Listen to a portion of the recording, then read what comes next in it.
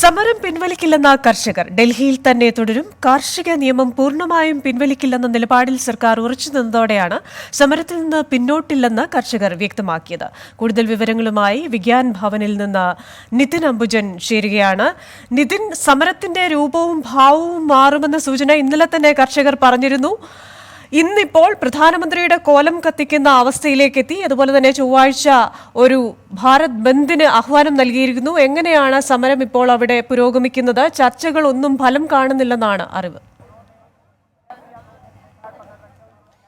Christina, ഈ ചർച്ച ആരംഭിച്ചപ്പോൾ 4 മണിക്കൂർ പിന്നിട്ടിരിക്കുന്നു. കർഷകർ ഒരു നിലപാട് തന്നെ മാത്രമേ അറിയിച്ചിട്ടുള്ളൂ. ഈ സമരം പിൻവലിക്കണമെങ്കിൽ കർഷക നിയമം പിൻവലിക്കണം എന്ന് തന്നെയാണ് അറിയിച്ചിരിക്കുന്നത്. അതല്ലാതെ ഒരു ഭേദഗതിയിലും ചർച്ച മുന്നോട്ട് പോകാൻ തയ്യാറല്ല എന്ന് കർഷകർ അർത്ഥശങ്കയ്ക്കിടയില്ലാത്ത വിധം തന്നെ അറിയിച്ചിട്ടുണ്ട്. അതിൽ ഒരു ഭേദഗതി വെച്ചുകൊണ്ടുള്ള ഒരു ചർച്ചയാണെങ്കിൽ തങ്ങൾ തയ്യാറില്ല എന്ന് തന്നെയാണ് അറിയിച്ചത്.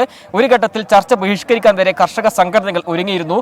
നിലവിലിപ്പോൾ ഈ കേന്ദ്ര സർക്കാരും ഉദ്യോഗസ്ഥരുമായി ചർച്ച നടത്തിയ ശേഷമുണ്ടായ ഒരു തുടർ ചർച്ച ഇപ്പോൾ നടക്കുകയാണ്. അതിൽ 8 ഭേദഗതിയാണ് ഇപ്പോൾ കർഷകർക്ക് മുൻപാകെ കേന്ദ്ര സർക്കാർ വെച്ചിട്ടുള്ളത്. എന്നാൽ ഒരു ഭേദഗതിയിലും തങ്ങൾ തയ്യാറില്ല. ഈ നിയമം പിൻവലിക്കും വരെ സമരം മുന്നോട്ട് പോകും എന്ന് തന്നെയാണ് അറിയിച്ചത്. ഒരു ഘട്ടത്തിൽ ഈ ചർച്ച ആരംഭിച്ചപ്പോൾ തന്നെ കൃത്യമായി അറിയിച്ചിരുന്നു, ഡിസംബർ 3 നൽകിയ നിവേദനത്തിനപ്പുറം നമുക്കൊന്നും തന്നെ സംസാരിക്കാനില്ല എന്ന നിലപാട് തന്നെയാണ് കർഷകർ കേന്ദ്ര സർക്കാർ മുമ്പാകെ അറിയിച്ചത്. അതുകൊണ്ട് തന്നെ ഈ ഒരു സമരം പിൻവലിക്കണമെങ്കിൽ ഈ നിയമം പിൻവലിക്കുക, സമരം അവസാനിക്കണമെങ്കിൽ നിയമം പിൻവലിക്കുക തന്നെ ചെയ്യണമെന്നാണ് കർഷകർ അറിയിച്ചിരിക്കുന്നത്. എന്തായാലും ചർച്ച ഇപ്പോഴും പുരോഗമിക്കുകയാണ്. അല്പസമയത്തിന് തന്നെ ചർച്ച അവസാനിക്കുമെന്നാണ് മനസ്സിലാക്കുന്നത്. ഈ സമരത്തിന്റെ തുടർ ഭാവി എന്താവും സംബന്ധിച്ച് ഈ അല്പസമയത്തിനും തന്നെ ഈ പ്രഖ്യാപനം ഉണ്ടാകും. കാരണം ഈ ചർച്ച അവസാനിക്കുകയാണെങ്കിൽ ഒരു പക്ഷേ ഇന്ന് തന്നെ കർഷകർ ഡൽഹിയിലേക്ക് നീങ്ങാനുള്ള സാധ്യതയുണ്ട്. പ്രത്യേകിച്ചും രാജ്യവ്യാപകമായി ഇന്ന് പ്രധാനമന്ത്രിയുടെ കോലം കത്തിച്ചിരുന്നു. ഇന്നലെ തന്നെ കർഷകർ മുന്നോട്ട് വെച്ച പ്രഖ്യാപനം ഈ ഒരു സമരം ഒരു കാരണവശാലും പിന്നോട്ട് പോകില്ല, ഡൽഹി കേന്ദ്രീകരിച്ച് നീങ്ങുമെന്ന് തന്നെയാണ് അറിയിച്ചത്. ഇന്ന് രാവിലെ ഗാസിപൂർ അതിർത്തിയിലും സമാനമായ രീതിയിൽ അഭിപ്രായമായിരുന്നു കർഷകർ മുന്നോട്ട് വെച്ചത്. എന്തായാലും വിവിധ അതിർത്തികൾ കേന്ദ്രീകരിച്ച് ഇപ്പോൾ കർഷകർ ഇപ്പോൾ സംഘടിച്ചെത്തിയിട്ടുണ്ട്. ഹരിയാന, രാജസ്ഥാൻ, ഒപ്പം തന്നെ ഉത്തരാഖണ്ഡ് അടക്കമുള്ള സംസ്ഥാനങ്ങളിലെ കർഷകരൊക്കെ തന്നെ വിവിധ അതിർത്തികൾ എത്തിയിട്ടുണ്ട്. കൂടുതൽ സമ്മർദ്ദം ചെലുത്തുകയാണ് കേന്ദ്ര സർക്കാരിന് മേൽ. ഇനി അഥവാ ചർച്ച പരാജയപ്പെട്ടാൽ കടുത്ത നിലപാടിലേക്ക് പോകുമെന്ന് ഏതാണ്ട് ഉറപ്പായി കഴിഞ്ഞു. കാരണം ഈ മറ്റന്നാൾ, അതായത് ചൊവ്വാഴ്ച ഭാരത് ബന്ദിന് ആഹ്വാനം ചെയ്തിട്ടുണ്ട്. അതിന് മുന്നോടിയായി തന്നെ ഇനിയൊരു ചർച്ചയ്ക്ക് മുൻപ് തന്നെ കർഷകർ വീണ്ടും ഡൽഹിയിലേക്ക് വളരാനുള്ള സാധ്യത മുന്നിലുണ്ട്. അതുകൊണ്ട് തന്നെ പരമാവധി കർഷകരുടെ ആവശ്യങ്ങൾ അംഗീകരിക്കുക എന്നൊരു മാർഗം മാത്രമേ ഇപ്പോൾ കേന്ദ്ര സർക്കാരിന് മുന്നിലുള്ളൂ എന്ന് തന്നെ പറയേണ്ടിയിരിക്കുന്നു. കാരണം നിയമം പിൻവലിക്കുക അല്ലാതെ മറ്റൊരു തരത്തിൽ പോലും സമവായത്തിനില്ല എന്ന് കർഷകർ ആവർത്തിച്ച് പറഞ്ഞ സാഹചര്യത്തിലാണ് ചർച്ച ഈ മണിക്കൂറുകളിലേക്ക് നീളുന്നത്. കഴിഞ്ഞ 3-ാം തീയതി ചർച്ച നടന്നപ്പോൾ തന്നെ 7.5 മണിക്കൂർ നീണ്ടിരുന്നു. നിലവിൽ ഇപ്പോൾ 4 മണിക്കൂർ പിന്നിട്ടിരിക്കുന്നു. എന്തായാലും വിശദമായ ഒരു ചർച്ച ഇപ്പോൾ നടക്കുന്നുണ്ട്. ഭേദഗതിയിൽ മേൽ ഒരു ചർച്ചയ്ക്കും തയ്യാറല്ല എന്ന നിലപാട് തന്നെയാണ് കർഷകർ ആവർത്തിക്കുന്നത്. കഴിഞ്ഞ 3-ാം തീയതി പോലെ തന്നെ ഇന്നും ഇടവേളകളിൽ ഒരു തരത്തിൽ പോലും കേന്ദ്ര സർക്കാർ നൽകിയ ഭക്ഷണം കഴിക്കാൻ കർഷകർ തയ്യാറായിട്ടില്ല. അവർ കൊണ്ടുവന്ന ഭക്ഷണം മാത്രം കഴിച്ചുകൊണ്ടാണ് ഈ ചർച്ചയിൽ പങ്കെടുത്തത്. അതുതന്നെ ഈ കർഷകരുടെ ഈ ഒരു ചർച്ചയിലെ നിലപാട് എന്താണെന്ന് വ്യക്തമാക്കുന്നതാണ്. ഈ സമരം പിൻവലിക്കും വരെ കേന്ദ്ര സർക്കാരിന്റെ ഒരു ആനുകൂല്യവും സ്വീകരിക്കാൻ തയ്യാറല്ല എന്നാണ് കർഷകർ അറിയിച്ചിരിക്കുന്നത്. കുറേ ദിവസമായി ഈ സമരത്തോടൊപ്പമുണ്ട്, നിലപാടിൽ ഉറച്ചു നിൽക്കുകയാണ് കേന്ദ്ര സർക്കാരും അതുപോലെ തന്നെ സമരക്കാരും. ഇരുകൂട്ടരും നിലപാടിൽ ഉറച്ചു നിൽക്കുമ്പോൾ നിരവധി സമരക്കാരുമായൊക്കെ സംസാരിക്കാൻ ഒരു സാഹചര്യം ഇതിനുണ്ടായി. എന്താണ് ഒരു സാധ്യതയുള്ളത്? ഈ ചർച്ച നടക്കുമ്പോഴും, ചർച്ച 4 മണിക്കൂർ പിന്നിടുമ്പോഴും നമ്മുടെ മുന്നിലുള്ള ഒരു സാധ്യത എന്താണ്? ക്രിസ്റ്റീന, പ്രധാനമായും മുന്നോട്ട് വയ്ക്കുന്ന കാര്യം ഈ നിയമം പിൻവലിക്കുക എന്ന ഒറ്റ ലക്ഷ്യം മാത്രമേ അവർക്കുള്ളൂ. ഇതിൽ ഭേദഗതിയൊന്നും തന്നെ ഈ കർഷകർ സ്വീകരിക്കാൻ തയ്യാറല്ല എന്ന് ആവർത്തിച്ച് പറഞ്ഞിട്ടുണ്ട്. പ്രധാനമായും ഈ പാർലമെന്റ് സമ്മേളനം വിളിച്ചുകൊണ്ട് തുടർ നടപടി സ്വീകരിക്കണമെന്ന് തന്നെയാണ് അറിയിച്ചത്. കാരണം ഈ ഭേദഗതിയിൽ മേൽ സർക്കാർ നടത്തുന്ന ഈ ഭേദഗതിയിൽ മേൽ കർഷകർക്ക് ഒരു വിശ്വാസമില്ല. മാത്രമല്ല ഈ വിദഗ്ധ സമിതിയുടെ നടപടികൾ എങ്ങനെയാണ് സംബന്ധിച്ച് കർഷകർക്കൊരു വ്യക്തതയില്ല എന്ന് തന്നെയാണ് കർഷകർ അറിയിച്ചത്. അതുകൊണ്ട് തന്നെ ആ ഒരു വിശ്വാസമില്ലായ്മ തന്നെയാണ് ഈ നിയമം പിൻവലിക്കുക എന്ന ഒറ്റ ലക്ഷ്യത്തിൽ കർഷകർ എത്തിയിരിക്കുന്നത്. അതിന്റെ ഭാഗമായുള്ള ചർച്ചകളാണ് ഇപ്പോഴും തുടരുന്നത്. നമുക്കറിയാം ഈ കർഷക സമരം ആരംഭിച്ചിട്ട് ഇത് 3-ാം വട്ട ചർച്ചയാണ് നടക്കുന്നത്. അതിന് മുൻപ് തന്നെ 2 വട്ട ചർച്ച നടന്നിരുന്നു. അങ്ങനെ ഇതിപ്പോൾ നടക്കുന്നത് 5-ാം വട്ട ചർച്ചയാണ്. എന്തായാലും ഈ ചർച്ചകളൊക്കെ തന്നെ കേന്ദ്ര സർക്കാർ പല ഘട്ടങ്ങളിൽ സമവായത്തിൽ എത്താൻ ശ്രമിച്ചത് ഈ നിയമ ഭേദഗതി എന്ന ഒരു ഉപാധി മുന്നിൽ വെച്ചുകൊണ്ടാണ്. എന്നാൽ അതിൽ തയ്യാറല്ല എന്ന് അറിയിച്ചിരിക്കുന്നു. 8 ഭേദഗതികൾക്കും തങ്ങൾ തയ്യാറല്ല, നിയമം പിൻവലിക്കുക എന്ന ഒറ്റ ലക്ഷ്യം മാത്രമേ ഉള്ളൂ. അതുകൊണ്ട് തന്നെ കേന്ദ്ര സർക്കാരിന് മുന്നിൽ ഒരൊറ്റ ചോദ്യം ഇന്ന് കർഷകർ മുന്നോട്ട് വെച്ചത് ഈ നിയമം പിൻവലിക്കുകയോ ഇല്ലയോ, അതിൽ മാത്രം നിന്നുകൊണ്ട് ചർച്ച ചെയ്യാമെന്നാണ് അറിയിച്ചത്. എന്തായാലും ആ ഒരു നിലപാടിൽ നിന്നുകൊണ്ട് തന്നെ ഇപ്പോൾ യോഗം മുന്നോട്ട് പോകുന്നു. അല്പസമയത്തിന് തന്നെ യോഗം അവസാനിക്കുമെന്നാണ് മനസ്സിലാക്കാൻ സാധിക്കുന്നത്. ഇന്ന് തന്നെ കൃഷിമന്ത്രി മാധ്യമങ്ങൾ കർഷക സമരം 10-ാം ദിവസത്തേക്ക് കടക്കുമ്പോൾ ചർച്ചകളൊന്നും ഫലപ്രദമാകുന്നില്ല എന്ന റിപ്പോർട്ടാണ് ഡൽഹിയിൽ നിന്ന് നിതിൻ അംബുജൻ നൽകുന്നത്. മറ്റ് വാർത്തകളിലേക്ക്. ചൊവ്വാഴ്ച കർഷക സംഘടനകൾ ആഹ്വാനം ചെയ്ത ഭാരത് ബന്ദ് കേരളത്തിലുണ്ടാകില്ലെന്ന് ട്രേഡ് യൂണിയൻ കോർഡിനേഷൻ കമ്മിറ്റി. സംസ്ഥാനത്ത് തദ്ദേശ തെരഞ്ഞെടുപ്പിന്റെ ആദ്യഘട്ട വോട്ടെടുപ്പ് നടക്കുന്നതിനാലാണ് ഭാരത് ബന്ദ് ഒഴിവാക്കുന്നത്. തെരഞ്ഞെടുപ്പില്ലാത്ത ജില്ലകളിൽ പ്രതിഷേധ ദിനമായി ആചരിക്കും. തദ്ദേശ തെരഞ്ഞെടുപ്പിന്റെ ആദ്യഘട്ടമായി 5 ജില്ലകളിൽ ചൊവ്വാഴ്ചയാണ് വോട്ടെടുപ്പ് നടക്കുന്നത്. വെൽഫെയർ പാർട്ടി ഉൾപ്പെടെയുള്ള വർഗീയ കക്ഷികളുമായി സഖ്യം പാടില്ല എന്നതാണ് കോൺഗ്രസ് ദേശീയ നയമെന്ന് AICC general secretary KC Venugopal. അത്തരത്തിലുള്ള ഒരു പാർട്ടികളുമായും കോൺഗ്രസ് പാർട്ടിക്ക് ബന്ധമില്ല. കേരളത്തിൽ മറിച്ചാണെങ്കിൽ അത് പരിശോധിക്കുമെന്നും അദ്ദേഹം ആലപ്പുഴയിൽ പറഞ്ഞു. എല്ലാ വർഗീയ ശക്തികളുമായും ഏത് തരത്തിലുള്ള വർഗീയ ശക്തികളുമായിട്ടും ഒരു ബന്ധവും കോൺഗ്രസ് പാർട്ടിക്കില്ല. കോൺഗ്രസ് പാർട്ടി അത്തരം ബന്ധങ്ങളെയൊന്നും പ്രോത്സാഹിപ്പിക്കാൻ തയ്യാറുമല്ല. ദേശീയ തലത്തിലെ നയമാണ് ഞാൻ പറഞ്ഞത്. ആ നയത്തിന് വ്യതിചലിക്കാനൊന്നും ഇവിടെ ആർക്കും അവകാശമില്ല. അത്തരം എന്തെങ്കിലും ബന്ധമുണ്ടെങ്കിൽ പരിശോധിക്കപ്പെടും. തദ്ദേശ തെരഞ്ഞെടുപ്പിൽ വെൽഫെയർ പാർട്ടിയുമായി സഹകരണമില്ലെന്ന് ആവർത്തിച്ച KPCC അധ്യക്ഷനെ പരസ്യമായി തള്ളി UDF കൺവീനർ. വെൽഫെയർ പാർട്ടിയുമായി പ്രാദേശിക നീക്കുപോക്കിന് ധാരണയുണ്ടെന്നും മുല്ലപ്പള്ളിക്ക് ഇക്കാര്യം അറിയാമെന്നും MM ഹസൻ കൂട്ടിച്ചേർത്തു. താൻ പറയുന്നതാണ് UDF നയമെന്നും MM ഹസൻ വ്യക്തമാക്കി. തദ്ദേശ തെരഞ്ഞെടുപ്പിന്റെ ആദ്യഘട്ടത്തിന് മണിക്കൂറുകൾ മാത്രം ശേഷിക്കുമ്പോഴും വെൽഫെയർ പാർട്ടിയുമായുള്ള സഹകരണത്തെ ചൊല്ലി കനലൊടുങ്ങിയിട്ടില്ല UDF-ൽ. വെൽഫെയർ പാർട്ടിയുമായി തെരഞ്ഞെടുപ്പിൽ യാതൊരു സഹകരണവുമില്ലെന്നാണ് KPCC അധ്യക്ഷൻ മുല്ലപ്പള്ളി രാമചന്ദ്രൻ ആവർത്തിക്കുന്നത്. എന്നാൽ മുല്ലപ്പള്ളിയുടെ നിലപാട് പരസ്യമായി തള്ളി UDF കൺവീനർ MM ഹസൻ രംഗത്തെത്തി. വെൽഫെയർ പാർട്ടിയുമായുള്ള ബന്ധത്തിൽ മുല്ലപ്പള്ളി ഒളിച്ചു കളിക്കുകയാണെന്നും പറയാതെ പറയുകയാണ് UDF കൺവീനർ. ഞാൻ UDF-ന്റെ നയം ഞാൻ പറയുന്നതാണ് UDF എടുത്ത തീരുമാനം. അറിയാമല്ലോ. അതുകൊണ്ട് അദ്ദേഹം പറഞ്ഞത് സഖ്യമില്ലെന്നല്ലേ പറഞ്ഞോളൂ. UDF എല്ലാവരും മുല്ലപ്പള്ളി അടക്കം എടുത്ത യോഗ തീരുമാനം UDF കൺവീനർ എന്നുള്ളതിൽ ഞാൻ പറയുന്നു. നിയമസഭാ തെരഞ്ഞെടുപ്പിൽ വെൽഫെയർ പാർട്ടിയെ സഖ്യകക്ഷിയാക്കുന്ന കാര്യം പിന്നീട് തീരുമാനിക്കുമെന്നും MM ഹസൻ. വെൽഫെയർ പാർട്ടി ബന്ധത്തിൽ മുല്ലപ്പള്ളിയെ തള്ളി K മുരളീധരനും നേരത്തെ രംഗത്തെത്തിയിരുന്നു. വെൽഫെയർ ബന്ധത്തിൽ നേതാക്കളുടെ ഭിന്നാഭിപ്രായവും മലക്കം മറിച്ചിലും ഒളിച്ചുകളിയും തെരഞ്ഞെടുപ്പിന് ശേഷം ചേരുന്ന രാഷ്ട്രീയകാര്യ സമിതിയിലും പ്രകടമാകും. തെരഞ്ഞെടുപ്പ് വേളയിലെ നേതാക്കളുടെ പരസ്യ പ്രസ്താവനകളിൽ പ്രവർത്തകരും അതൃപ്തരാണ്. 24 തിരുവനന്തപുരം. സംസ്ഥാന തലത്തിൽ വെൽഫെയർ പാർട്ടി കോൺഗ്രസ് ബാന്ധവം വിവാദമാകുമ്പോൾ കോഴിക്കോട്ട് ചെറുവണ്ണൂരിൽ വെൽഫെയർ പാർട്ടി മണ്ഡലം പ്രസിഡന്റ് UDF സ്ഥാനാർത്ഥി. തന്റെ സ്ഥാനാർത്ഥിത്വത്തിന് പിന്നിൽ കോൺഗ്രസ് ആണെന്ന് MA ഖായും 24-നോട് വെളിപ്പെടുത്തി. സംഭവത്തിൽ പ്രതിഷേധിച്ച് കോൺഗ്രസ് ബേപ്പൂർ ബ്ലോക്ക് കമ്മിറ്റിയിൽ പ്രവർത്തകരുടെ രാജി. ഞാൻ വെൽഫെയർ പാർട്ടിയുടെ മണ്ഡലം പ്രസിഡന്റാണ്. ഇപ്പോൾ ഞാൻ ഇവിടെ മത്സരിക്കുന്നത് UDF-ന്റെ സ്വതന്ത്ര സ്ഥാനാർത്ഥിയായിട്ടാണ്. കോഴിക്കോട് കോർപ്പറേഷൻ 46-ാം ഡിവിഷൻ ചെറുവണ്ണൂരിലെ UDF സ്വതന്ത്ര സ്ഥാനാർത്ഥിയാണിത്. വെൽഫെയർ പാർട്ടി ബന്ധത്തെ ചൊല്ലി UDF-നുള്ളിൽ ഭിന്നത രൂക്ഷമായിരിക്കുമ്പോഴാണ് UDF പിന്തുണയുള്ള സ്ഥാനാർത്ഥി തന്നെ താൻ വെൽഫെയർ പാർട്ടി മണ്ഡലം പ്രസിഡന്റാണെന്ന് വെളിപ്പെടുത്തുന്നത്. കോൺഗ്രസ് നേതൃത്വം തന്നെയാണ് തന്റെ സ്ഥാനാർത്ഥിത്വത്തിന് പിന്നിലെന്ന് കയ്യൂം തുറന്നു പറഞ്ഞു. വെൽഫെയർ പാർട്ടിയേക്കാൾ കൂടുതൽ കോൺഗ്രസിന്റെയും ലീഗിന്റെയും പ്രവർത്തകരാണ്. അവരുടെ സ്ഥാനാർത്ഥിയായിട്ടാണ് എന്നെ മുന്നോട്ട് കൊണ്ടുപോകുന്നത്. അവരുടെ സ്ഥാനാർത്ഥിയായിട്ട് തന്നെയാണ് UDF-ന്റെ സ്വതന്ത്ര സ്ഥാനാർത്ഥിയായിട്ടാണ് ഞാൻ മത്സരിക്കുന്നത്. KPCC പ്രസിഡന്റ് മുല്ലപ്പള്ളി രാമചന്ദ്രനും മുൻ മുഖ്യമന്ത്രി ഉമ്മൻചാണ്ടിയും അടക്കമുള്ള നേതാക്കൾ കോൺഗ്രസിന് വെൽഫെയർ പാർട്ടി ബന്ധമില്ലെന്ന് ആവർത്തിക്കുമ്പോഴാണ് തന്നെ കോൺഗ്രസ് തന്നെയാണ് സ്ഥാനാർത്ഥിയാക്കിയതെന്ന് വെൽഫെയർ പാർട്ടി മണ്ഡലം പ്രസിഡന്റ് വെളിപ്പെടുത്തുന്നത്. നേതൃത്വത്തിന്റെ തീരുമാനത്തിൽ പ്രതിഷേധിച്ച് ബേപ്പൂർ കോൺഗ്രസ് ബ്ലോക്ക് കമ്മിറ്റിയിൽ നിന്നും പ്രവർത്തകർ രാജിവെക്കുകയാണ്. ഞാൻ ഇന്ത്യൻ നാഷണൽ കോൺഗ്രസിന്റെ ബേപ്പൂർ ബ്ലോക്കിന്റെ ജനറൽ സെക്രട്ടറിയാണ്. ഞാൻ എൻ്റെ സ്ഥാനമാനങ്ങൾ രാജിവെച്ച് പറഞ്ഞിട്ട് പാർട്ടി പ്രസിഡന്റിനും ജില്ലാ കോൺഗ്രസ് കമ്മിറ്റി പ്രസിഡന്റിനും ബ്ലോക്ക് പ്രസിഡന്റിനും ഒക്കെ എൻ്റെ അറിയിപ്പ് കൊടുത്തിട്ടുണ്ട്. ഇതിലേക്ക് പ്രതിഷേധമുണ്ട്. സംസ്ഥാന തലത്തിൽ തന്നെ UDF-ൽ ഇനി വിവാദങ്ങളുടെ കേന്ദ്രമായി ചെറുവണ്ണൂർ മാറുമെന്നുറപ്പാണ്. അനീഷ് K ശിവദാസ്, 24 കോഴിക്കോട്. ബുറൈവി ചുഴലിക്കാറ്റ് ദുർബലമായതിനു പിന്നാലെ തമിഴ്നാട്ടിൽ പെയ്യുന്ന കനത്ത മഴയിൽ 17 മരണം.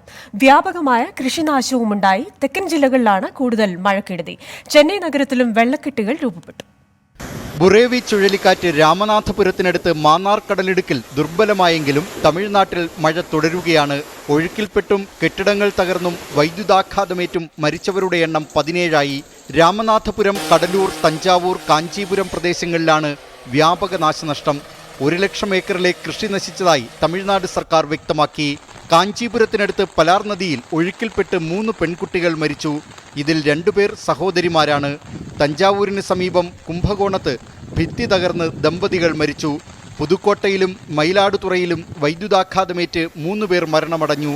കന്യാകുമാരി, തെങ്കാശി, കടലൂർ, സേലം എന്നിവിടങ്ങളിലും പുതുച്ചേരിയിലും ഇന്നും നാളെയും മഴ തുടരുമെന്ന് കാലാവസ്ഥാ നിരീക്ഷണ കേന്ദ്രം അറിയിച്ചു.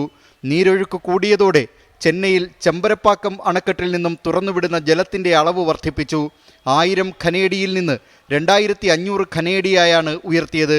ചെന്നൈ നഗരത്തിൻ്റെ പല ഭാഗങ്ങളിലും വെള്ളക്കെട്ടുകൾ രൂപപ്പെട്ടിട്ടുണ്ട്. 24 ചെന്നൈ.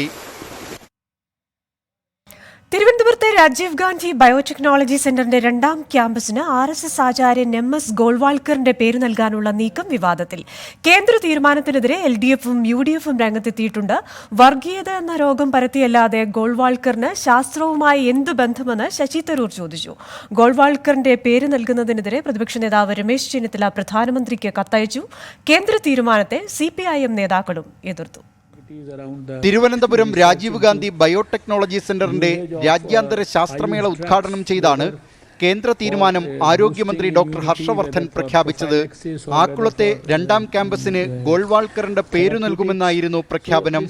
ഇതിനെതിരെയാണ് LDFും UDFും രംഗത്തെത്തിയത്. വർഗീയത എന്ന രോഗം പ്രോത്സാഹിപ്പിച്ചതല്ലാതെ MS ഗോൾവാൾക്കർക്ക് ശാസ്ത്രവുമായി എന്താണ് ബന്ധമെന്ന് എത്ര ആലോചിച്ചിട്ടും മനസ്സിലാകുന്നില്ലെന്ന് ശശി തരൂർ ട്വിറ്ററിൽ കുറിച്ചു. ഗോൾവാൾക്കർ എന്ന ഹിറ്റ്ലർ ആരാധകൻ ഓർമ്മിക്കേണ്ടത് 1966 VHPയുടെ ഒരു പരിപാടിയിൽ അദ്ദേഹം നടത്തിയ മതത്തിന് ശാസ്ത്രത്തിനുമേൽ മേധാവിത്വം വേണമെന്ന പരാമർശത്തിൻ്റെ പേരിലല്ലേ എന്നും ശശി തരൂർ ചോദിച്ചു. CPIM സംസ്ഥാന സെക്രട്ടറിയുടെ ചുമതലയുള്ള A വിജയരാഘവനും കേന്ദ്ര തീരുമാനത്തിനെതിരെ രംഗത്തെത്തി. അപ്പോൾ അതൊരു BJP പ്രവർത്തന രീതിയാണ്. അതിൻ്റെ ഭാഗമായി അവർ കേരളത്തിൽ ഒരു സംഘപരിവാറിൻ്റെ നേതാവിൻ്റെ പേര് കൊടുത്തിരിക്കുന്നു എന്നുള്ളതാണ് ശാസ്ത്ര സ്ഥാപനത്തിന്. അവരുടെ പ്രവർത്തന രീതി അങ്ങനെയാണ്. വർഗീയവൽക്കരിക്കുക, എല്ലാം വർഗീയവൽക്കരിക്കുക, വർഗീയ ചിഹ്നങ്ങളെ സമൂഹ മനസ്സിലേക്ക് വിന്യസിക്കുക എന്ന പ്രവർത്തന രീതിയുടെ ഭാഗമാണ്. RGBTCയുടെ 2ാം ക്യാമ്പസിനും രാജീവ് ഗാന്ധിയുടെ പേര് നൽകണമെന്നാവശ്യപ്പെട്ട് പ്രതിപക്ഷ നേതാവ് രമേശ് ചെന്നിത്തല പ്രധാനമന്ത്രിക്ക് കത്തയച്ചു. കോൺഗ്രസ് നേതാവ് VM സുധീരൻ, CPIM PB അംഗം MA ബേബി എന്നിവരും കേന്ദ്ര തീരുമാനത്തിനെതിരെ രംഗത്തെത്തി. 24 തിരുവനന്തപുരം. രാജീവ് ഗാന്ധി സെന്റർ ഫോർ ബയോടെക്നോളജിയുടെ 2ാം ക്യാമ്പസിന് RSS സർസംഘചാലക് ഗോൾവാൾക്കറിന്റെ പേരിടുന്നതുമായി ബന്ധപ്പെട്ട തീരുമാനത്തെ സങ്കുചിതമായി കാണേണ്ടതില്ലെന്ന് മുൻ കേന്ദ്രമന്ത്രി പൊൻ രാധാകൃഷ്ണൻ. ഗോൾവാൾക്കർ ദേശീയവാദിയാണ്. ഗോൾവാൾക്കറിന്റെ പേര് ക്യാമ്പസിന് നൽകുന്നത് ഉചിതമായ തീരുമാനമെന്നും പൊൻ രാധാകൃഷ്ണൻ വ്യക്തമാക്കി. എല്ലാത്തിനും വർഗീയ നിറം നൽകാൻ ശ്രമിക്കുന്നത് എന്തിനെന്നും അദ്ദേഹം ചോദിച്ചു. തദ്ദേശ തെരഞ്ഞെടുപ്പ് പ്രചാരണത്തിന് തിരുവനന്തപുരത്തെത്തിയതായിരുന്നു Pon Radhakrishnan. Why unnecessarily communalizing everything? There is no need for that. So what is the real thing that I don't know. If they decide it is good, it is well and good. Rajiv Gandhi is national leader. So whatever they think, let them think in a better way. He is a nationalist, sir. Don't put him in a small circle. RSS is a national thinking organization. It is working for the development of the country and betterment of the country. So we must respect that organization. തിരുവനന്തപുരത്ത് gas ഏജൻസികളിലും ഗോഡൌണുകളിലും legal metrology വകുപ്പിന്റെ പരിശോധന. ഗാർഹിക ഉപയോഗത്തിനുള്ള പാചകവാതക സിലിണ്ടറുകളിൽ തൂക്കക്കുറവെന്ന 24 വാർത്തയെ തുടർന്നാണ് നടപടി. പരിശോധനയിൽ ക്രമക്കേടുകൾ ബോധ്യപ്പെട്ടതായും നടപടി സ്വീകരിക്കുമെന്നും ലീഗൽ മെട്രോളജി വകുപ്പ് ഉദ്യോഗസ്ഥർ അറിയിച്ചു. 24 ഇംപാക്ട്.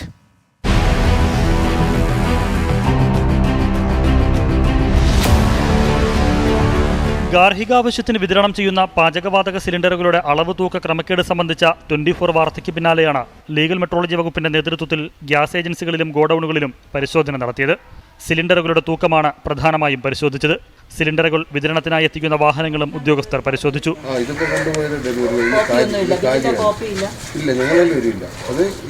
പലവിധ ക്രമക്കേടുകൾ പരിശോധനയിൽ ബോധ്യപ്പെട്ടതായി ഉദ്യോഗസ്ഥർ വ്യക്തമാക്കി. വീടുകളിൽ വിതരണം ചെയ്യുന്ന ഗ്യാസ് സിലിണ്ടറുകളുടെ തൂക്കം കുറവാണെന്നുള്ള പരാതി ലഭ്യമായതിനെ തുടർന്ന് നടത്തിയ പരിശോധനയിലാണ് 9 കിലോഗ്രാമോളം തൂക്കത്തിൽ കുറവുള്ള സിലിണ്ടർ കണ്ടെത്തി. അതുപോലെ ഡെലിവറി വാഹനങ്ങളിൽ ഉപഭോക്താവിന് ബോധ്യപ്പെടുത്തുന്നതിന് തൂക്കം നോക്കി ബോധ്യപ്പെടുത്തുന്നതിനുള്ള ഉപകരണങ്ങൾ സൂക്ഷിക്കേണ്ടതുണ്ട്. ഈ സ്ഥാപനത്തിൽ നിന്നും വിതരണം ചെയ്ത ഗ്യാസ് സിലിണ്ടറുകളുമായി വന്ന വാഹനം പരിശോധിച്ചതിൽ 2 വാഹനത്തിലും ഇത്തരത്തിൽ തൂക്കോപകരണം ഇല്ലാത്തതായിട്ടും കണ്ടെത്തി. ഇത്തരത്തിൽ അളവിൽ കുറഞ്ഞുള്ള ഗ്യാസ് സിലിണ്ടറുകൾ വിതരണം ചെയ്യുന്നത് ലീഗൽ മെട്രോളജി ആക്ടിൻ്റെയും റൂളുകളുടെയും ലംഘനമാണ്. തൂക്കത്തിൽ കുറവ് വരുത്തി വിതരണം നടത്തിയ സ്ഥാപനത്തിനെതിരെ നടപടികൾ സ്വീകരിക്കുന്നതാണ്. ക്രമക്കേട് നടത്തിയവർക്കെതിരെ നടപടി സ്വീകരിക്കുമെന്നും പരിശോധന വരും ദിവസങ്ങളിലും തുടരുമെന്നും ഉദ്യോഗസ്ഥർ അറിയിച്ചു. 24 തിരുവനന്തപുരം. ഊരാളുങ്കൽ സൊസൈറ്റിക്കെതിരെ എൻഫോഴ്സ്മെന്റ് ഡയറക്ടറേറ്റ് അന്വേഷണം. ബാങ്ക് ഇടപാട് സംബന്ധിച്ച രേഖകൾ കൈമാറാൻ ആവശ്യപ്പെട്ട് ED ഊരാളുങ്കൽ സൊസൈറ്റിക്ക് നോട്ടീസ് നൽകി. 5 വർഷത്തെ പണമിടപാട് രേഖകൾ ഹാജരാക്കാൻ ആവശ്യപ്പെട്ടിരിക്കുകയാണ്. കള്ളപ്പണം വെളുപ്പിക്കൽ നിയമത്തിന്റെ പരിധിയിലാണ് അന്വേഷണം. വിശദാംശങ്ങളുമായി സഹിൻ ആന്റണി ചേരുകയാണ് കൊച്ചിയിൽ നിന്ന്. സഹിൻ, ഇപ്പോൾ 5 വർഷത്തെ പണമിടപാട് രേഖകൾ ഹാജരാക്കാനാണ് ഊരാളുങ്കൽ സൊസൈറ്റിയോട് ED ആവശ്യപ്പെട്ടിരിക്കുന്നത്. ഏത് സാഹചര്യത്തിലാണ് ഈ ഒരു നോട്ടീസ്? അനുജ, എൻഫോഴ്സ്മെന്റ് ഡയറക്ടറേറ്റ് കഴിഞ്ഞ ദിവസം ഊരാളുങ്കൽ സൊസൈറ്റിയുടെ കോഴിക്കോട് ഓഫീസിൽ പരിശോധന നടത്തിയിരുന്നു. മാത്രമല്ല, മുഖ്യമന്ത്രിയുടെ അഡീഷണൽ പ്രൈവറ്റ് സെക്രട്ടറി ആയിട്ടുള്ള CM രവീന്ദ്രനുമായി ബന്ധപ്പെട്ടുകൊണ്ടായിരുന്നു ഇത്തരത്തിലുള്ള പരിശോധനകൾ ഉണ്ടായിരുന്നത്. ഇന്ന് എൻഫോഴ്സ്മെന്റ് ഡയറക്ടറേറ്റ് ഊരാളുങ്കൽ സൊസൈറ്റിക്ക് നോട്ടീസ് നൽകിയിരിക്കുകയാണ്. കഴിഞ്ഞ 5 വർഷത്തിനിടെ ഊരാളുങ്കൽ സൊസൈറ്റിയുമായി ബന്ധപ്പെട്ട് നടത്തിയ ബാങ്ക് സ്റ്റേറ്റ്മെന്റുകളും ഒപ്പം തന്നെ പണമിടപാടുകൾ സംബന്ധിച്ച രേഖകൾ ഉടൻ ഹാജരാക്കാനാണ് എൻഫോഴ്സ്മെന്റ് ഡയറക്ടറേറ്റ് ആവശ്യപ്പെട്ടിരിക്കുന്നത്. എന്തായാലും കള്ളപ്പണം വെളുപ്പിക്കൽ നിയമത്തിന്റെ പരിധിയിലായിരിക്കും ഈ അന്വേഷണം വരിക എന്നാണ് മനസ്സിലാക്കാൻ കഴിയുന്നത്. ഇന്ന് ഉച്ചയോടുകൂടിയാണ് ഇത് സംബന്ധിച്ചുള്ള നോട്ടീസ് എൻഫോഴ്സ്മെന്റ് ഡയറക്ടറേറ്റ് ഊരാളുങ്കൽ സൊസൈറ്റിക്ക് കൈമാറിയത്. ക്രിസ്റ്റിന, ശരി. കഴിഞ്ഞ 5 വർഷത്തെ പണമിടപാട് രേഖകൾ കൈമാറാൻ ആവശ്യപ്പെട്ട് എൻഫോഴ്സ്മെന്റ് ഡയറക്ടറേറ്റ് ഊരാളുങ്കൽ സൊസൈറ്റിക്ക് നോട്ടീസ് നൽകി. ഇത് കള്ളപ്പണം വെളുപ്പിക്കൽ നിയമത്തിന്റെ പരിധിയിൽ വരുന്ന അന്വേഷണമാണെന്നാണ് സഹിൻ ആന്റണി കൊച്ചിയിൽ നിന്ന് റിപ്പോർട്ട് ചെയ്യുന്നത്. കർഷക സംഘടനകളും കേന്ദ്ര സർക്കാരും നടത്തിയ 3ാം ഘട്ട ചർച്ചയും പരാജയം. നിയമം പിൻവലിക്കാതെ സമരത്തിൽ നിന്ന് പിന്മാറില്ലെന്ന് കർഷകർ. വീണ്ടും കർഷകരെ ചർച്ചയ്ക്ക് ക്ഷണിച്ച് കേന്ദ്ര സർക്കാർ. വിശദാംശങ്ങളുമായി നിതിൻ അംബുജൻ ചേരുകയാണ് ഡൽഹിയിൽ നിന്ന്. നിതിൻ, 10ാം ദിവസത്തെ സമരം, 3ാം ഘട്ട ചർച്ചയും പരാജയം. 4ാമതൊരു ചർച്ചയ്ക്ക് കൂടി കർഷകരെ ക്ഷണിച്ചിരിക്കുകയാണ് കേന്ദ്ര സർക്കാർ. വിവരങ്ങൾ.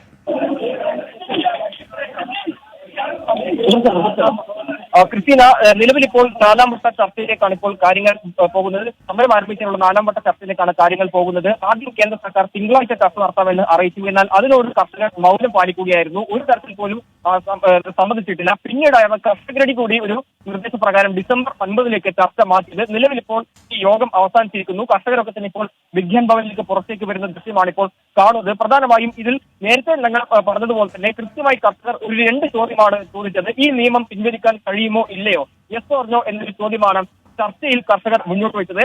അതുകൊണ്ട് തന്നെ ഇത് ഏറ്റവും ശ്രദ്ധേയമായ കാര്യം, ഈ യോഗത്തിനിടയിൽ ഈ കർഷക സംഘടനാ പ്രതികൾ കാര്യങ്ങൾ സംസാരിക്കാതെ ഒരു വെള്ള പേപ്പറിൽ എഴുതിക്കൊണ്ട് യെസ് ഓർ നോ എന്നൊരു ചോദ്യം മാത്രമാണ് ചോദിച്ചത്. അതിൽ കേന്ദ്ര സർക്കാർ കൃത്യമായ നിലപാട് പറഞ്ഞിട്ടില്ല. അതിനുള്ള കടുത്ത പ്രതിഷേധം യോഗത്തിൽ കർഷക സംഘടനാ പ്രതിനിധികൾ ഉന്നയിക്കുകയുണ്ടായി. എന്തായാലും അതിന്റെ ഭാഗമായിട്ടാണ് ഈ തിങ്കളാഴ്ച ചർച്ച നടത്താമെന്ന് കേന്ദ്ര സർക്കാർ മുന്നോട്ട് വെച്ചപ്പോൾ അതിനോട് മൗനം പാലിച്ചത്. പിന്നീടാണ് ഈ ഡിസംബർ 9 ചർച്ച നടത്താമെന്ന് അറിയിച്ചത്. അതായത് ഡിസംബർ 8 കർഷക സംഘടനകളുടെ രാജ്യവ്യാപകമായി ബന്ദ് പ്രഖ്യാപിച്ചിട്ടുണ്ട്. അതിനുശേഷം ഡിസംബർ 9 ബുധനാഴ്ച വീണ്ടും ചർച്ച നടത്തും. ഇത് കർഷക സമരം ആരംഭിച്ചിട്ടുള്ള 4ാമത്തെ ചർച്ചയാണ് നടക്കാൻ പോകുന്നത്. നേരത്തെയുള്ള നിലപാടിൽ നിന്നും 1 ഇഞ്ച് പിന്നോട്ടില്ല എന്ന് ആവർത്തിച്ചു. അതുകൊണ്ട് തന്നെ ഈ 4ാം വട്ട ചർച്ചയിലും മുന്നോട്ട് വയ്ക്കുന്ന ഒരാവശ്യം ഈ നിയമം പിൻവലിക്കുമോ ഇല്ലയോ എന്ന് മാത്രമായിരിക്കും. എന്തായാലും അല്പസമയത്തിൽ തന്നെ കർഷക സംഘടനാ പ്രതിനിധികളുടെ ഒരു പ്രതികരണം നമുക്ക് ലഭിക്കും. അതിൽ കൂടുതൽ കാര്യങ്ങൾ വ്യക്തമാകും. എന്താണ് തുടർ നടപടിയെന്ന് കൂടുതൽ കാര്യങ്ങൾ വ്യക്തമാകും. ചർച്ച ഇന്നത്തെ ചർച്ച പരാജയപ്പെട്ടിരിക്കുന്നു. ശരി നിതിൻ, കർഷകരുമായി കേന്ദ്ര സർക്കാർ നടത്തിയ 3ാം ഘട്ട ചർച്ചയും പരാജയമായിരിക്കുന്നു. ഡിസംബർ 9 4ാം ഘട്ട ചർച്ചയ്ക്കായി കർഷകരെ ക്ഷണിച്ചിരിക്കുകയാണ് കേന്ദ്ര സർക്കാർ. എന്തായാലും കർഷക സമരം തുടരുമെന്ന് തന്നെയാണ് നിതിൻ അംബുജൻ ഡൽഹിയിൽ നിന്ന് റിപ്പോർട്ട് ചെയ്യുന്നത്. BJP സംസ്ഥാന നേതൃത്വത്തിനെതിരെ കേന്ദ്ര നേതൃത്വത്തിന് വീണ്ടും പരാതി. പാർട്ടിക്കുള്ളിലെ പ്രശ്നപരിഹാരത്തിനുള്ള കേന്ദ്ര നിർദ്ദേശം നടപ്പായില്ലെന്ന് പരാതിയിൽ ആരോപിക്കുന്നു. ദേശീയ അധ്യക്ഷൻ JP നദ്ദയ്ക്ക് ശോഭാ സുരേന്ദ്രൻ ഉൾപ്പെടെയുള്ളവരാണ് കത്തയച്ചത്. തദ്ദേശ തെരഞ്ഞെടുപ്പിന്റെ 1ാം ഘട്ടത്തിന് 2 ദിവസം മാത്രം ശേഷിക്കെയാണ് BJPയിൽ വീണ്ടും വിമതസ്വരം ഉയരുന്നത്. പാർട്ടിക്കുള്ളിലെ പ്രശ്നപരിഹാരത്തിനുള്ള കേന്ദ്ര നിർദ്ദേശം നടപ്പായില്ലെന്ന് BJP ദേശീയ അധ്യക്ഷൻ JP നദ്ദയ്ക്ക് അയച്ച പരാതിയിൽ ആരോപിക്കുന്നു. ശോഭാ സുരേന്ദ്രൻ ഉൾപ്പെടെയുള്ള നേതാക്കളാണ് JP നദ്ദയ്ക്ക് വീണ്ടും കത്തയച്ചത്. പുതിയ പ്രഭാരി വന്ന ശേഷം കോർ കമ്മിറ്റി കൂടി പ്രശ്നപരിഹാരം ഉണ്ടാകുമെന്നാണ് കരുതിയത്. എന്നാൽ അതുണ്ടായില്ല. പിന്നാലെ ഡിസംബർ 1 തൃശൂരിൽ നിശ്ചയിച്ച കോർ കമ്മിറ്റി അപ്രതീക്ഷിതമായി മാറ്റി. തദ്ദേശ തെരഞ്ഞെടുപ്പ് കഴിയും വരെ കാര്യങ്ങൾ നീട്ടിക്കൊണ്ടുപോകാനാണ് സംസ്ഥാന നേതൃത്വം ശ്രമിക്കുന്നതെന്നും ഇവർ ആരോപിക്കുന്നു. അതേസമയം ദേശീയ അധ്യക്ഷൻ JP നദ്ദ ഈ മാസം സംസ്ഥാനത്തെത്തുമ്പോൾ പ്രശ്നപരിഹാരം ഉണ്ടാകുമെന്നാണ് ശോഭാ സുരേന്ദ്രൻ അടക്കമുള്ളവരുടെ പ്രതീക്ഷ. അതുകൂടി ലക്ഷ്യമിട്ടാണ് നിലവിലെ കത്ത്. കെ സുരേന്ദ്രൻ ചുമതലയേറ്റ ശേഷം ശോഭാ സുരേന്ദ്രൻ അടക്കമുള്ളവർ പാർട്ടി വേദികളിൽ സജീവമല്ല. തദ്ദേശ തെരഞ്ഞെടുപ്പ് പ്രചാരണത്തിൽ നിന്നും ഈ വിഭാഗം വിട്ടുനിൽക്കുകയുമാണ്. എസ് ശ്രീകാന്ത്, 24, കൊച്ചി. ഇന്ത്യൻ നിർമ്മിത കോവിഡ് വാക്സിനായ കോവാക്സിൻ സ്വീകരിച്ച ഹരിയാന ആരോഗ്യമന്ത്രിക്ക് കോവിഡ് സ്ഥിരീകരിച്ചു. വൈറസ് ബാധ സ്ഥിരീകരിച്ച മന്ത്രി അനിൽ വിജിനെ അംബാല സിവിൽ ആശുപത്രിയിൽ പ്രവേശിപ്പിച്ചു. ഇതിനിടെ രാജ്യത്തെ കോവിഡ് ബാധിതരുടെ എണ്ണം 96 ലക്ഷം കടന്നു. 36,652 പേർക്കാണ് പുതുതായി കോവിഡ് സ്ഥിരീകരിച്ചത്. പരീക്ഷണാർത്ഥമാണ് ഹരിയാന ആരോഗ്യമന്ത്രി അനിൽ വിജ് കോവാക്സിൻ സ്വീകരിച്ചത്. ഇന്നലെ നടത്തിയ പരിശോധനയിലാണ് അദ്ദേഹത്തിന് കോവിഡ് സ്ഥിരീകരിച്ചത്. രോഗം സ്ഥിരീകരിച്ചതിനെ തുടർന്ന് മന്ത്രിയെ അംബാലയിലെ സിവിൽ ആശുപത്രിയിൽ പ്രവേശിപ്പിച്ചു. താനുമായി സമ്പർക്കത്തിലേർപ്പെട്ടവർ നിരീക്ഷണത്തിൽ പോകണമെന്ന് മന്ത്രി അഭ്യർത്ഥിച്ചു. അതേസമയം രാജ്യത്തെ കോവിഡ് ബാധിതരുടെ എണ്ണം 96 ലക്ഷം കടന്നു. 36,652 പേർക്കാണ് പുതുതായി കോവിഡ് സ്ഥിരീകരിച്ചത്. 512 പേർ കൂടി മരിച്ചതോടെ രാജ്യത്ത് മരണനിരക്ക് 1.45%. രോഗമുക്തി നിരക്ക് 94.28% ഉയർന്നു. ഡൽഹി, രാജസ്ഥാൻ, ബംഗാൾ എന്നിവിടങ്ങളിൽ പ്രതിദിന പോസിറ്റീവ് കേസുകളുടെ എണ്ണം കുറഞ്ഞു. ഡൽഹിയിൽ കോവിഡ് പോസിറ്റിവിറ്റി നിരക്ക് 5% താഴെയാണെന്ന് ആരോഗ്യമന്ത്രി സത്യേന്ദർ ജെയിൻ അറിയിച്ചു. അതേസമയം മഹാരാഷ്ട്രയിൽ ആശങ്ക തുടരുകയാണ്. കഴിഞ്ഞ 24 മണിക്കൂറിനിടെ 5229 പുതിയ പോസിറ്റീവ് കേസുകളും 127 മരണവും മഹാരാഷ്ട്രയിൽ റിപ്പോർട്ട് ചെയ്തു. 24, ഡൽഹി. നോക്കാം ശബരിമല വാർത്തകൾ. ശബരിമല വാർത്തകൾ പവേർഡ് ബൈ സൈക്കിൾ പ്യൂർ അഗർബത്തികൾ, പ്രാർത്ഥനയുടെ സുഗന്ധം. ഇൻ അസോസിയേഷൻ വിത്ത് അയ്യപ്പ ഭക്തന്മാരെ പൂജയ്ക്ക് ഉപയോഗിക്കുവിൻ ഗോപുരം കുങ്കുമവും മഞ്ഞൾപ്പൊടിയും.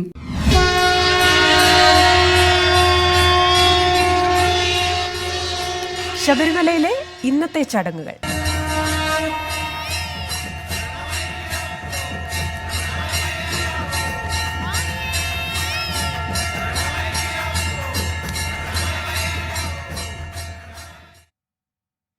ട്വന്റി 24 വാർത്ത ഇവിടെ പൂർണ്ണമാവുകയാണ്.